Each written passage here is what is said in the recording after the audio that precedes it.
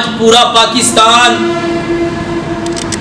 مشرق سے لے کے مغرب تک اور شمال سے لے کے جنوب تک 70% ہمارا ملک پانی میں ڈوبا ہوا.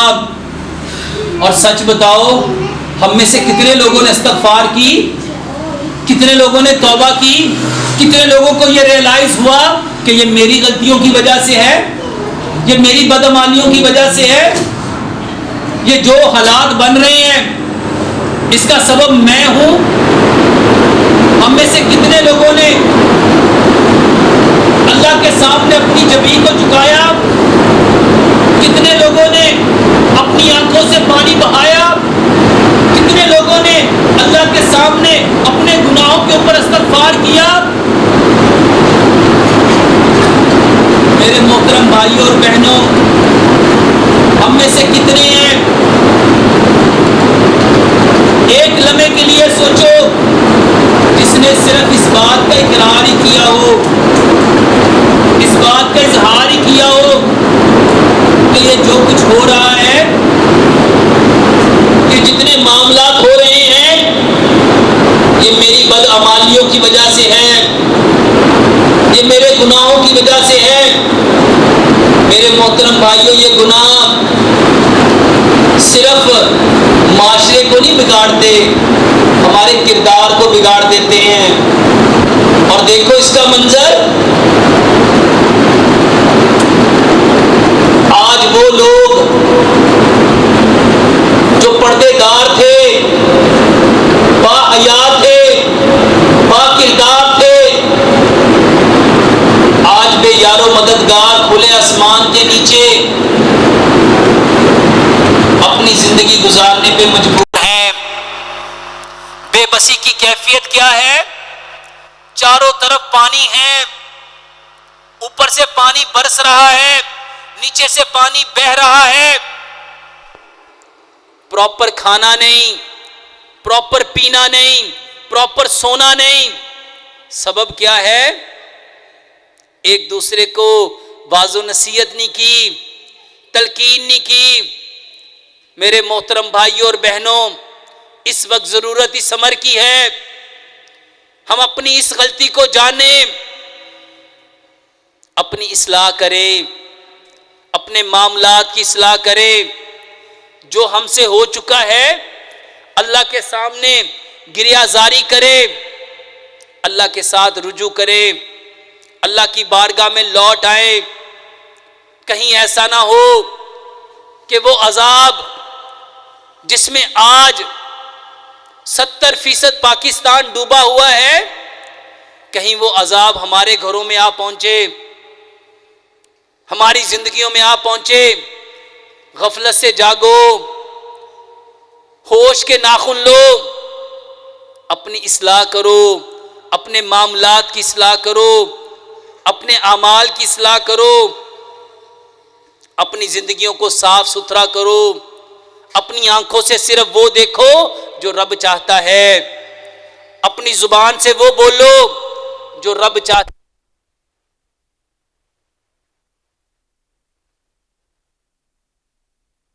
پکڑو جو رب چاہتا ہے. اپنے پاؤں سے وہاں جاؤ جہاں رب چاہتا ہے, اور جس کو رب پسند نہیں کرتا اس کو چھوڑ دو, اس کو چھوڑ دو, اس کو چھوڑ دو. اور اگر ہم نے نہ چھوڑا, ہم اپنی مرضیاں کرتے رہے, اپنی منمانیاں کرتے رہے, اپنی من چاہی زندگی گزارتے رہے, تو کیا ہوگا؟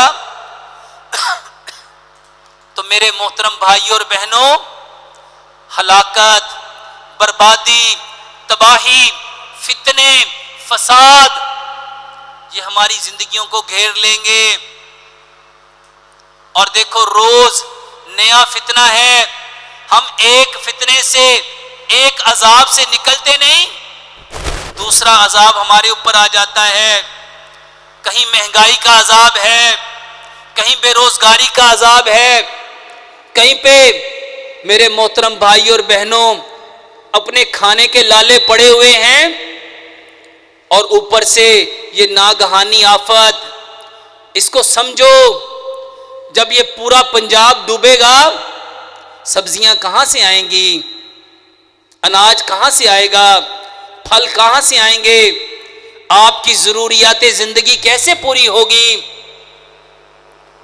یہ بہت بڑا المیہ ہے، یہ بہت بڑا سانحہ ہے، یہ بہت بڑی بات ہے، یہ اللہ کی طرف سے الارم ہے، یہ اللہ کی طرف سے ہم لوگوں کے لیے تنبیہ ہے کہ ہم لوٹ آئیں، ہم پلٹ آئیں، ہم اپنے رب کے سامنے جھک جائیں۔ کس چیز کے لیے؟ کہ کہیں ایسا نہ ہو کہ ہمارے اوپر یہی عذاب کی شکل کسی دوسری صورت میں آ جائے۔ اور سچ بتاؤ، مہنگائی تو پہلے اتنی زیادہ، اوپر سے جب پیاز نہیں ملے گا، جب ٹماٹر نہیں ملیں گے، جب آلو نہیں ملیں گے، جب سبزیاں نہیں ہوں گی تو کیا کریں گے؟ کتنے فیصد ایریا، کتنا رقبہ وہ کھڑی فصلیں جو اس وقت پانی کی نظر ہو گئیں، سیلاب کی نظر ہو گئیں، اللہ کی قسم پوری قوم کو چاہیے تھا وہ اللہ کے سامنے جھک جاتے، سجدہ ریز ہو جاتے، اللہ کے سامنے گریہ زاری کرتے، اپنے گناہوں کے اوپر روتے، تڑپتے، مچلتے، آنکھیں اشکبار ہوتی، دل کپ کپارے ہوتے، جسموں کے اندر لرزہ طاری ہوتا۔ کس بات کے لیے؟ کہ اللہ بس ڈر گئے ہیں، ڈر گئے ہیں، معاف کر دے، اللہ معاف کر دے، ہم پہ رحم فرما، ہم پہ کرم فرما، ہم پہ فضل فرما، ہم پہ عافیت کا معاملہ فرما، ہمارے ساتھ آسانی والا معاملہ فرما۔ اللہ ہم پہ وہ بوجھ نہ ڈال جو ہم سے پہلی قوموں پہ، پہلی امتوں پہ ڈالا۔ میرے محترم بھائیوں اور بہنوں، اس وقت سب سے زیادہ اللہ کی طرف رجوع کرنا ہے، اللہ کی طرف لوٹنا ہے، اللہ کی طرف پلٹنا ہے۔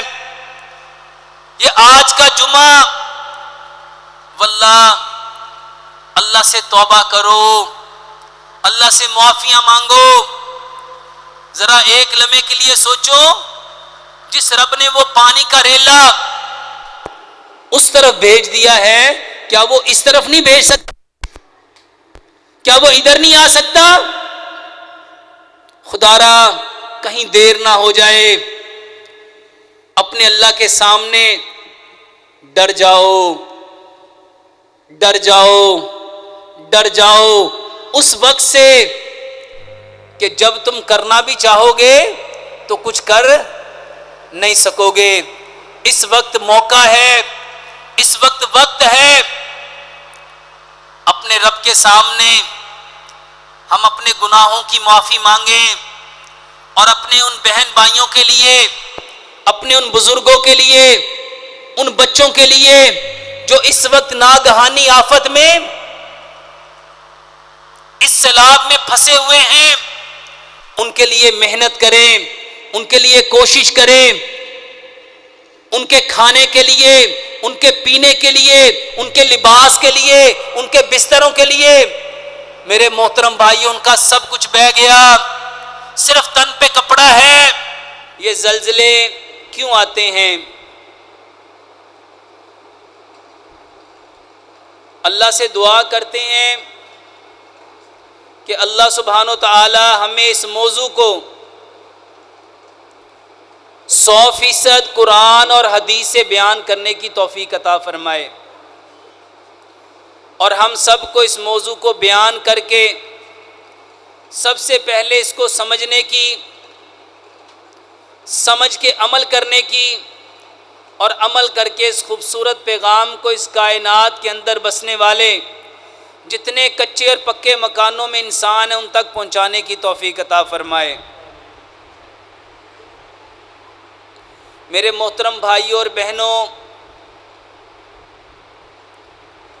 اللہ سبحانہ و تعالی نے اس کائنات کے اندر جتنی چیزوں کو پیدا کیا، جب تک وہ چیزیں اپنی حدود میں رہتی ہیں، اپنی لمیٹیشن میں رہتی ہیں، وہ خوبصورت لگتی ہیں۔ پانی زندگی ہے، مگر یہ زندگی صرف اس وقت تک ہے جب تک وہ اپنی حد میں ہے۔ خوبصورت جھرنوں کی صورت میں، آبشاروں کی صورت میں، نہروں کی صورت میں، جھیلوں کی صورت میں، چشموں کی صورت میں یہ پانی بہت دل نشیں لگتا ہے۔ اس کے مناظر دل کو بہت بھاتے ہیں